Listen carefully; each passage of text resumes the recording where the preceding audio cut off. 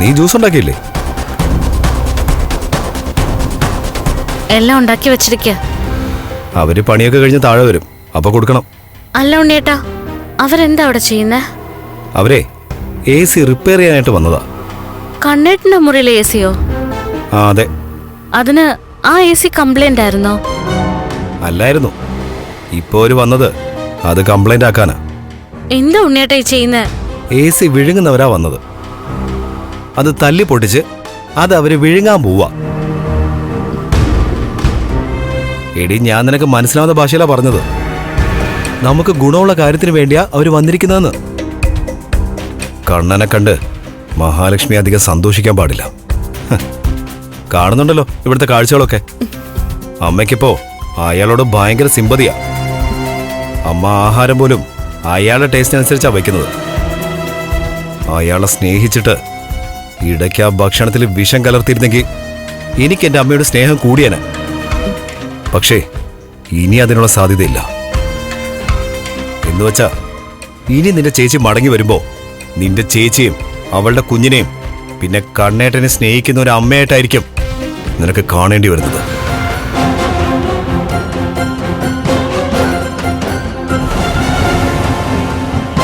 എന്ന് മാത്രമല്ല, മേഘേണ്ണ തേച്ചിട്ട് മഞ്ജുവിനെ കൂട്ടിക്കൊണ്ടുപോയ ഒരുത്തനുണ്ടല്ലോ, സാഗർ.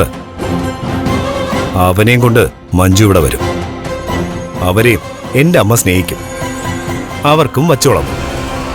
ചുരുക്കി പറഞ്ഞാൽ നമ്മൾ ഈ വീട്ടിലെ പുറമ്പോക്കാവുമെന്ന് അർത്ഥം. അതൊഴിവാക്കാൻ ഒരു വലിയ ഷോക്ക് എല്ലാവർക്കും കൊടുത്തേ പറ്റൂ. ഈ വീട്ടിലെ നട്ടല്, പലരുടെയും ജീവിതത്തിലെ നട്ടല് അവനാ, എൻ്റെ ഏട്ടനെന്ന് പറയുന്നവൻ. അതുകൊണ്ട് AC-ന്ന് വരുന്ന വിഷവാതകം ശ്വസിച്ച് കണ്ണൻ തീരണം. അപ്പോ AC-ക്കകത്ത് വിഷവാതകം കലർത്തിവിടാൻ പോവാണോ? അതൊക്കെ അവര് ചെയ്തോളൂ. പിന്നെ മുറിക്കകത്ത് കയറിയിട്ട് നീ AC ഓണാക്കാതിരുന്നാ മതി. അങ്ങനെ ഓണാക്കിയ കണ്ണന് മാറ്റി വെച്ചിരിക്കുന്ന വിധി നിന്നെ തേടി വരും. എനിക്ക് നല്ല പേടിയുണ്ട് ഉണ്ണിയേട്ടാ. എനിക്ക് ഒട്ടും പേടിയില്ല. അങ്ങനെ തന്ത്രപരമായിട്ട് ഞാൻ അവനെ കുടുംബത്തിൽ നിന്ന് ഒഴിവാക്കും. പിന്നാലെ മഹാലക്ഷ്മി. എൻ്റെ അച്ഛൻ്റെ കൊലയാളികളായ നിന്റെ അച്ഛനും അമ്മാവനും മേക്കേട്ടനും കഴിയാത്തത് ഞാൻ ചെയ്യൂടി. അത് തീരുമാനിച്ചുറപ്പിച്ചനെ ഞാൻ നടക്കുന്നത്.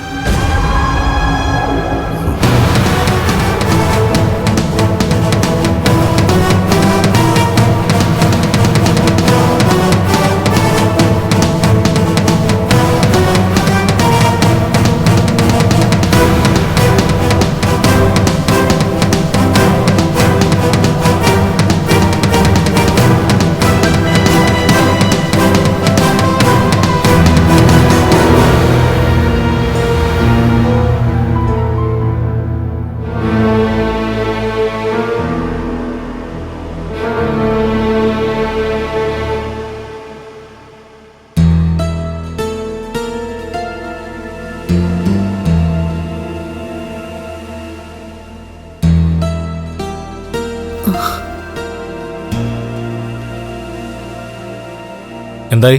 കുഞ്ഞിനൊക്കെ കണ്ടോ? സന്തോഷായോ? സന്തോഷമായി മോനെ. ലേഖ കുറച്ച് പരുഷമായി സംസാരിക്കുകയും പെരുമാറുകയൊക്കെ ചെയ്തെങ്കിൽ അതിൽ അവളെ കുറ്റപ്പെടുത്തിയിട്ട് കാര്യമില്ല. ഞാനും ലേഖയൊക്കെ ആ കുഞ്ഞിനു വേണ്ടി കാത്തിരുന്നത്. ഇനി ആ മോൾക്കൊന്നും സംഭവിക്കരുതെന്ന് ഞങ്ങൾക്ക് ആഗ്രഹമുണ്ട്. ഞാൻ എത്രത്തോളം മാറിയാലും നിങ്ങൾ ആരും അത് വിശ്വസിക്കാൻ പോകുന്നില്ല. എന്റെ കഴിഞ്ഞകാല പ്രവൃത്തികളൊക്കെ അങ്ങനെയായിരുന്നല്ലോ. അത് സ്വയം ബോധ്യപ്പെട്ടെങ്കിൽ ഇനി അത് തിരുത്താണ് വേണ്ടത്. ഞാൻ ഇനി നന്നായെന്ന് ആരെ ബോധ്യപ്പെടുത്തുന്നില്ല മോനെ. അങ്ങനെ ചെയ്യേണ്ട ആവശ്യമില്ലല്ലോ.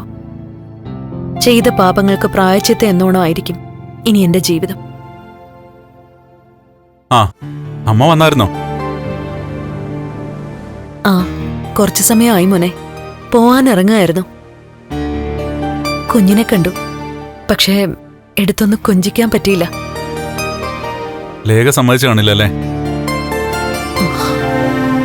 അത് ദേഷ്യം കൊണ്ടല്ലമ്മേ, അവളുടെ പേടി കൊണ്ടാ. എനിക്ക് പോലും അമ്മയെ 100% വിശ്വാസമായിട്ടില്ല. അതില് ഞങ്ങളെ പഴിച്ചിട്ട് കാര്യമില്ല. കഴിഞ്ഞകാല അനുഭവങ്ങൾ അത്രത്തോളം മോശമായിപ്പോയി. അതറിയാം മോനെ, അത് തന്നെയാ ഞങ്ങളിപ്പോ സംസാരിച്ചോണ്ട് നിന്നത്. പക്ഷേ ഇനിയിപ്പോ കുഞ്ഞിന്റെ നൂലുകെട്ട് കഴിഞ്ഞ് മോൻ ലക്ഷ്മിയെയും കുഞ്ഞിനെയും കൂട്ടിക്കൊണ്ടു വരുമെന്ന് എനിക്ക് ഉറപ്പില്ല. പക്ഷേ ഞാൻ കാത്തിരിക്കുക. അങ്ങനൊരു ദിവസം ഉണ്ടാവണമെന്ന് ഞാൻ പ്രാർത്ഥിക്കുക. എന്തുമാത്രം ദ്രോഹം ഞാൻ എൻ്റെ മരുമോൾക്ക് ചെയ്തോ അതിന്റെ 1000 മടങ്ങ് ലക്ഷ്മിയും കുഞ്ഞിനെ സ്നേഹിക്കണമെന്നും ലക്ഷ്മിയുടെ പ്രസവാനന്തര ശുശ്രൂഷകൾ നടത്തണമെന്നോ മോനെ എന്റെ ആഗ്രഹം.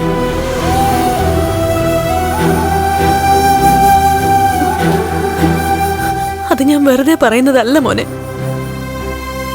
എടാ, ഉള്ളിൽ തട്ടിക്കൊണ്ട് തന്നെയാ പറയുന്നത്.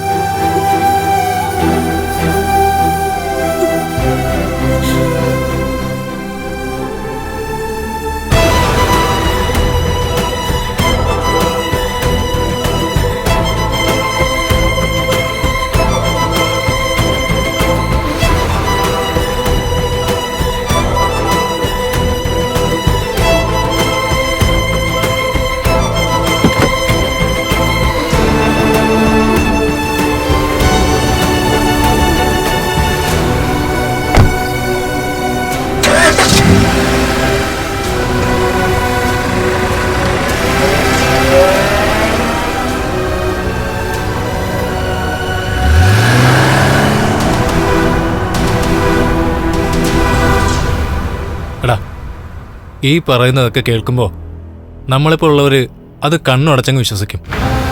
പക്ഷേ നീ പറഞ്ഞ പോലെ കഴിഞ്ഞകാല അനുഭവങ്ങൾ ഉള്ളിൽ കിടക്കുന്നതുകൊണ്ട് ഈ കാണുന്നതും കേൾക്കുന്നതൊക്കെ സത്യമാണെന്ന് പറയാനും പറ്റുന്നില്ല. എന്റെ ഊഹം ശരിയാണെങ്കിൽ അമ്മയിൽ ഇനിയൊരു മാറ്റം ഉണ്ടാവാൻ സാധ്യത കുറവാണ്. അത്രത്തോളം അച്ഛന്റെ കൊലപാതകം അമ്മയെ തളർത്തിയിട്ടുണ്ട്. എടാ, നൂലുകെട്ട് കഴിഞ്ഞ് അവിടെ ചെല്ലുമ്പോൾ അമ്മയും കുഞ്ഞിനെയും നന്നായി നോക്കുമെന്നൊക്കെ അവർ പറഞ്ഞു. പക്ഷേ അത് അവിടേക്ക് രണ്ടാളെ എത്തിക്കാനുള്ള അടവാണെങ്കിലോ?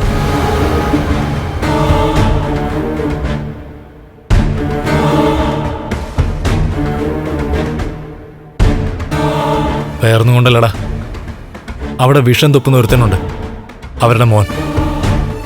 അവൻ്റെ ഉപദേശം സ്വീകരിച്ചിട്ട് ഇവരിങ്ങനെ മാറിയതാണെങ്കിൽ ഉറപ്പായിട്ടും നമ്മൾ സൂക്ഷിക്കണം. മഞ്ജുവിനെ ഒരുപാട് ഇഷ്ടമായിരുന്നു. അവളൊക്കെ പിണങ്ങി മാറിയത് അമ്മയെ നന്നായി സ്വാധീനിച്ചിട്ടുണ്ടെന്നാ എനിക്ക് തോന്നുന്നത്. ഇനി അവർ നന്നായില്ലെങ്കിൽ എല്ലാവരും തള്ളിക്കളയുമെന്ന് അവർക്ക് നന്നായിട്ട് അറിയാം. എന്ന് മാത്രമല്ല, ഉണ്ണിയും കരുണയും പറ്റി അവർക്ക് നല്ല ധാരണയുണ്ട്. വാർദ്ധക്യത്തിൽ കൂടെ നിൽക്കുന്നത് ആരാണെന്ന് അവർക്കിപ്പോൾ ബോധ്യപ്പെട്ട് കാണും. അതുകൊണ്ട് ഇപ്പോഴത്തെ അമ്മയുടെ ഈ കരച്ചില് നമ്മൾ പുച്ഛിച്ച് തള്ളുവൊന്നും വേണ്ട. അച്ഛൻ്റെ ആത്മാവ് എല്ലാം കാണുന്നുണ്ടെന്ന തോന്നല് അമ്മയ്ക്കുണ്ടായിട്ടുണ്ട്. അതുകൊണ്ടാ ഇപ്പൊ അമ്പലങ്ങളിൽ മിക്ക ദിവസം പോകുന്നത്. അതുപോലെ തന്നെ പൂജാമുറിയിൽ എന്നും വിളക്ക് കൊളുത്തി ഒരുപാട് നേരം പ്രാർത്ഥിക്കുന്നുമുണ്ട്. പൂജാമുറിയിരിക്കുന്ന അയ്യപ്പനും സത്യമുണ്ടെന്ന് അമ്മ തിരിച്ചറിഞ്ഞു കഴിഞ്ഞു.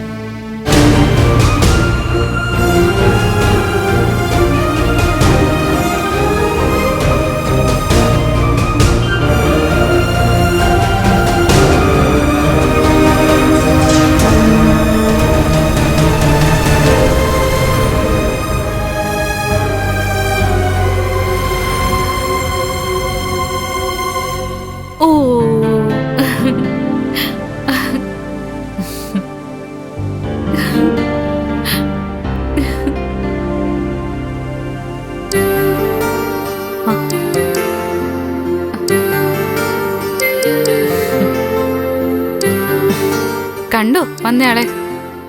കണ്ടു. നീ ഒരു ദേഹം കാട്ടിയില്ലല്ലേ? എന്തിനാ കാട്ടുന്നത്? അവര് കൊണ്ടുവന്ന ചന്ദനം മഹിയുടെ നെറ്റിലിട്ടത് പോലും എനിക്കിഷ്ടപ്പെട്ടില്ല. കുറെ ദിവസമായിട്ട് അമ്മ പറയുന്നുണ്ട് കുഞ്ഞിനെ ഒന്ന് കാണണമെന്ന്. എനിക്ക് നിന്റെ സ്വഭാവം അറിയാവുന്നോണ്ട് ഞാനത് തടസ്സപ്പെടുത്തുമായിരുന്നു. അതാ നല്ലത്. ഉള്ളത് പറയാലോ കണ്ണേട്ടാ. ഇവിടെ നിനി മഹിയും കുഞ്ഞിനെ കൊണ്ടുപോകുന്നതിനോട് എനിക്ക് അഭിപ്രായമൊന്നുമില്ല. അത് മനഃപൂർവ്വം ഇവരെവിടെ നിർത്താൻ വേണ്ടി പറയുന്നൊന്നുമല്ല. കുഞ്ഞും മഹിയും പോയി കഴിഞ്ഞാ പിന്നെ ഇവരെ ഓർത്ത് ഞാൻ എപ്പോഴും ടെൻഷനിലായിരിക്കും. എന്നുവെച്ചാ അതുപോലുള്ള രാക്ഷസ ജന്മങ്ങളാ അവിടെ ഉള്ളത്.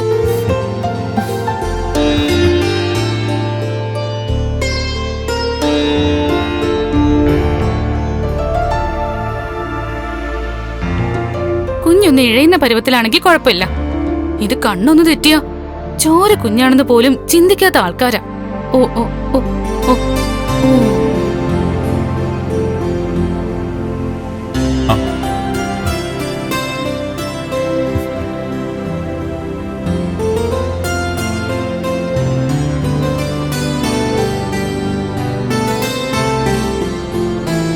ഇവളിനി മോളെ വിട്ടുതരുമെന്ന് എനിക്ക് തോന്നില്ല കേട്ടോ.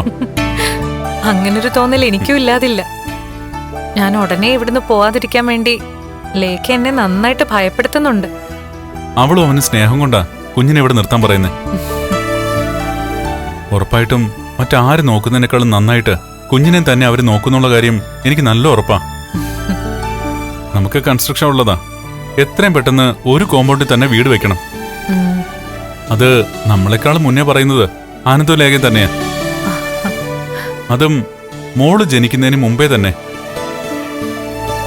അതിനി നമ്മൾ പരിഗണിക്കാതിരിക്കരുത്. അമ്മ വന്നത് തീരെ ഇഷ്ടപ്പെട്ടിട്ടില്ല ലേഖയ്ക്കും അനന്തുവേട്ടനും. നമുക്ക് പോലും അമ്മയെ പൂർണ്ണമായിട്ട് ഉൾക്കൊള്ളാൻ പറ്റുന്നില്ല. പിന്നെ അവരെ കുറ്റം പറഞ്ഞിട്ട് കാര്യമില്ല. അവര് മാത്രമല്ല, മാർക്കോയും തോമസാറും ഒക്കെ അമ്മയെക്കുറിച്ച് കേട്ടിട്ട് അങ്ങനെ കണ്ണുടച്ച് വിശ്വസിക്കണ്ടെന്നാ പറയുന്നത്. വേറൊന്നുമല്ല, നമ്മുടെ ചുറ്റുമുള്ളവര് നമ്മളെ സ്നേഹിക്കണമെന്നാ നമ്മുടെ ആഗ്രഹം, പ്രാർത്ഥന. എന്നാ നമ്മൾ അവരെയൊക്കെ ആത്മാർത്ഥമായിട്ട് വിശ്വസിക്കുമ്പോഴായിരിക്കും അടുത്തൊരു ദുരന്തം അവരുണ്ടാക്കുന്നത്. അത് നമുക്ക് സഹിക്കാൻ പറ്റില്ല. ആ, എന്തായാലും കരുണ എന്ന മരുമോൾ അവിടെ തുടരണമെന്ന് പോലും ഇപ്പൊ അമ്മയ്ക്കില്ല. ഉണ്ണിയോടും വലിയ താല്പര്യമൊന്നും കാണിക്കുന്നില്ല. ഭക്ഷണം പോലും ഇപ്പൊ എന്റെ ഇഷ്ടത്തിനനുസരിച്ചാ ഉണ്ടാക്കുന്നത്. അതും എന്റെ ടേസ്റ്റ് അറിഞ്ഞിട്ട്. ഉണ്ണിക്ക് വിളമ്പി കൊടുക്കാൻ പോലും അമ്മ ഇഷ്ടപ്പെടാത്ത പോലെയാ ഇപ്പൊ കാര്യങ്ങളുടെ പോക്ക്. അത് മറ്റൊന്നും കൊണ്ടല്ല. അവന്റെ അച്ഛനെ കൊന്ന പ്രതാപനോട് ഇപ്പോഴും ഉണ്ണിക്ക് എതിർപ്പൊന്നുമില്ല. അതില് അമ്മയ്ക്ക് നല്ല നീരസമുണ്ട്. നമ്മളെ സ്നേഹിക്കുന്നവരുടെ അടുത്ത് നമ്മൾ നിൽക്കുന്നതാ എന്തുകൊണ്ട് നല്ലത്. എന്നുവെച്ചാ ഇവിടുന്ന് കുഞ്ഞിനെയും കൊണ്ട് അങ്ങോട്ട് വരാൻ തനിക്കും മനസ്സിലാന്ന് അല്ലേ? ഇവിടുന്ന് നമ്മുടെ വീട്ടിലേക്ക് കുറച്ചു ദൂരെ ഉള്ളെങ്കിലും യാത്ര പറച്ചില് ഭയങ്കര കഠിനമാ കണ്ണേട്ടാ. ലേഖയ്ക്കത് എത്രമാത്രം സഹിക്കാൻ പറ്റുമെന്ന് അറിയില്ല. എന്തായാലും നമ്മൾ ഇവിടുന്ന് പോയി കഴിഞ്ഞാൽ എല്ലാ ദിവസവും അനന്തേട്ടനെയും കൊണ്ട് ലേഖ അവിടേക്ക് വരും. കുഞ്ഞിനെ കാണാതെ ഇനി അവക്ക് ഒരു ദിവസം പോലും സഹിച്ചിരിക്കാൻ പറ്റുമെന്ന് എനിക്ക് തോന്നില്ല. അതിനുള്ള പരിഹാരം ഞാൻ പറഞ്ഞത്. ആ, അതെന്തായാലും പ്രാവർത്തികമാക്കിയേ പറ്റൂ. സ്വന്തം ജോലി പോലും തൽക്കാലത്തേക്കാണെങ്കിലും മാറ്റിവെച്ച് അനന്തും ലേഖ ഇവിടെ നിൽക്കുന്നതേ നമ്മളെ കരുതി മാത്രമാ. അങ്ങനെയുള്ളവരെ നമ്മൾ ഒരിക്കലും വേദനിപ്പിക്കാൻ പാടില്ല. അമ്മയുടെ ഇപ്പോഴത്തെ സ്വഭാവത്തില് ദൈവങ്ങൾ തൃപ്തരാണെങ്കിൽ അമ്മയെ വേദനിപ്പിച്ചു വിടുന്നത് നല്ല കാര്യമല്ല കണ്ണേട്ടാ. പക്ഷെ ആ ദൈവങ്ങൾക്കറിയാം എന്തുകൊണ്ടാണ് അനന്തവും ലേഖയൊക്കെ അമ്മയെ വേദനിപ്പിക്കുന്നതെന്ന്. താൻ താഴെ വീണ് കിടന്ന് വേദന കൊണ്ട് പുളഞ്ഞപ്പോ പോലും കരുണയ്ക്കും ഉണ്ണിക്കൊപ്പം ചേർന്ന് നിന്ന് കുഞ്ഞു പോണമെന്ന് ആഗ്രഹിച്ച അമ്മയാ. അങ്ങനൊരമ്മ ഇനി വിശ്വസിക്കണമെങ്കിൽ അതിന് ദിവസങ്ങൾ കുറെയെടുക്കും.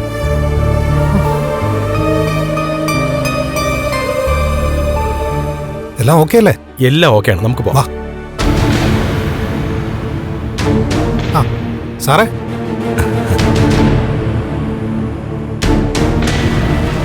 എന്തായി? എല്ലാം ഓക്കെയാ സാറേ. ഇനി അബദ്ധത്തിൽ പോലും മരിക്കേണ്ട ആളല്ലാതെ മറ്റാരും AC ഓണാക്കരുത്. ഞാനൊരു മിതത്തിലെ കാര്യങ്ങൾ ചെയ്തിട്ടുള്ളൂ. എഴുന്നേറ്റ് നടക്കാൻ കഴിയാത്ത ആളായതുകൊണ്ട് അതിന്റെ ആവശ്യമേ ഉള്ളൂ. കാലിന് സ്വാധീനമുള്ള ഒരാളാണെങ്കിൽ ഞാൻ കുറച്ചുകൂടെ അതിന്റെ തീവ്രത കൂട്ടിയനെ. നമ്മൾ ആഗ്രഹിച്ച പോലെയല്ല നടക്കുമല്ലോ അല്ലേ? എൻ്റെ ഉണ്ണി സാറേ, ഇവനെ കൊണ്ട് ഇതുപോലെ ഒരുപാട് ജീവൻ എടുത്തിട്ടുണ്ട് ഞാൻ.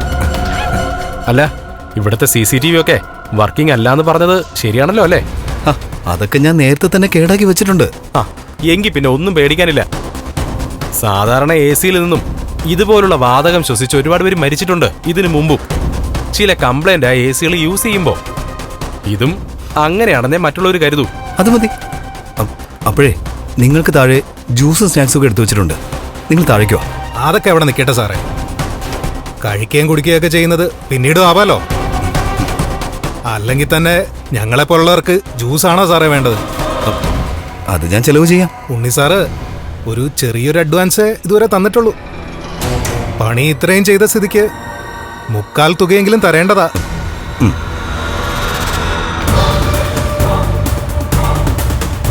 മുക്കാലൊന്നുമില്ല, പറഞ്ഞതിന്റെ പകുതിയുള്ളൂ. ഞാനിങ്ങനെ അനാവശ്യമായിട്ട് പണം ചെലവാക്കുന്ന കൂട്ടത്തിലല്ല. എന്റെ പിശുക്കനെന്ന് പോലും ഇവിടെ ചിലരൊക്കെ വിളിക്കാറുണ്ട്. പിന്നെ ഇതെനിക്ക് അത്രയും അത്യാവശ്യമുള്ള കാര്യമായിപ്പോയി. സംഭവം നടന്നു കഴിഞ്ഞാൽ പോലീസൊക്കെ ചിലപ്പോൾ ഇവിടെ വരും. അങ്ങനെയാണെങ്കിൽ സാർ അവരുടെ മുന്നിൽ നിന്ന് വിറച്ചോണ്ട് സംസാരിക്കരുത്.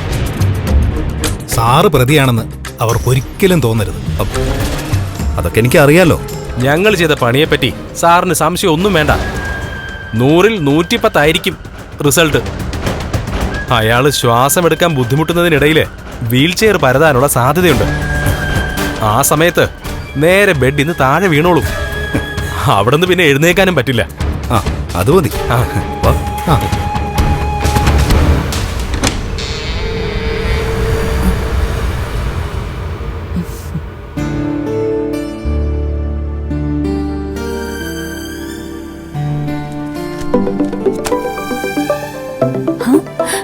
ആരാ മഞ്ജു? കണ്ണേട്ടനാ. ഹലോ കണ്ണേട്ടാ. എടീ, നിന്റെ അമ്മ ഇവിടെ വന്നിരുന്നു. അമ്പലത്തിൽ വെച്ച് കണ്ടപ്പോ പറഞ്ഞായിരുന്നു അങ്ങോട്ട് വരുന്നുണ്ടെന്ന്. എന്നിട്ട് ലേഖേച്ചി അനന്തുവേട്ടനും അമ്മയെ വീട്ടിൽ കയറ്റിയല്ലോ. അമ്മയ്ക്ക് നല്ല മാറ്റം ഉണ്ടടി. എന്ത് മാറ്റം? ഇതുപോലുള്ള മാറ്റങ്ങള് നമ്മൾ ഒരുപാട് കണ്ടതല്ലേ. ഏട്ടത്തി ഉണ്ടോ അടുത്ത്? ഉണ്ട്, ഞാൻ കൊടുക്കാം. മഞ്ജുവാ.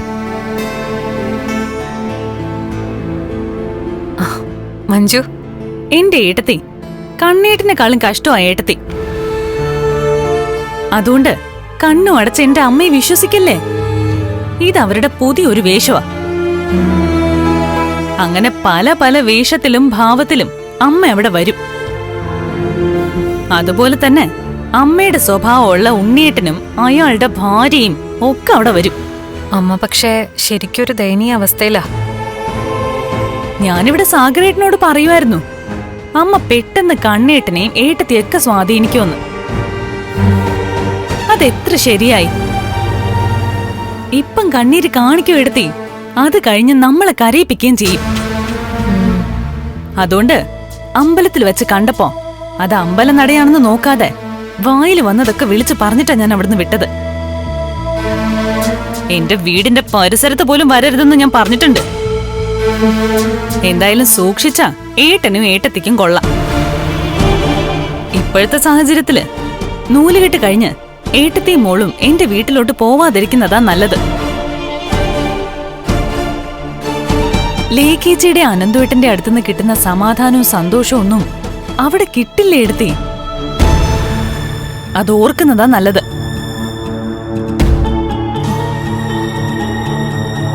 അങ്ങനെ തന്നെയാ പറയേണ്ടത്. ആ ബോധം എപ്പോഴും നിന്റെ ഏട്ടന്റെ ഏട്ടത്തിയുടെ ഉള്ളിലുണ്ടാവണം.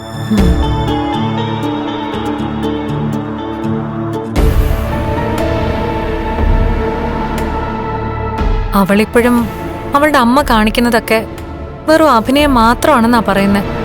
നൂലുകെട്ട് കഴിഞ്ഞ് അങ്ങോട്ട് പോകണ്ടെന്ന് പറഞ്ഞു. ആരാ അങ്ങനെ പറഞ്ഞത്? മഞ്ജു ആണോ?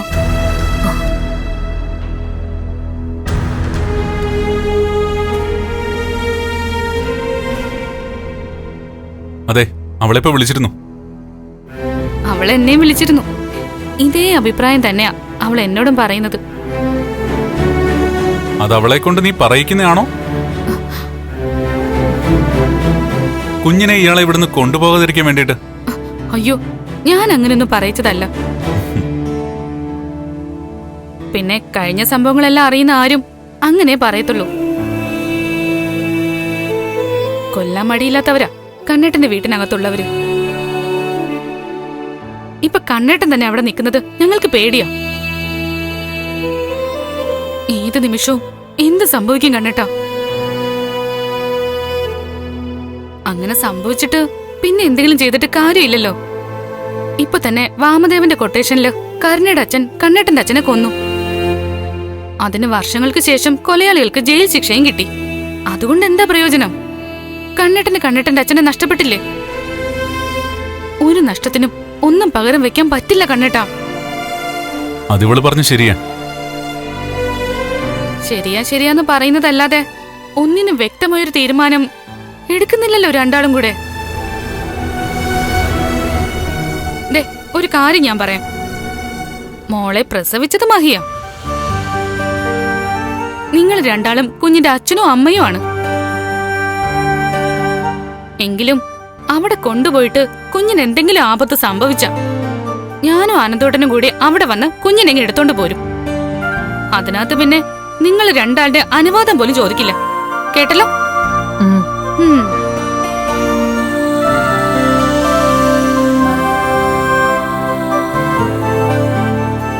അവക്ക് ഒരു തരത്തിലും കുഞ്ഞിനെ വിട്ടുതരാൻ മനസ്സില്ല കേട്ടോ.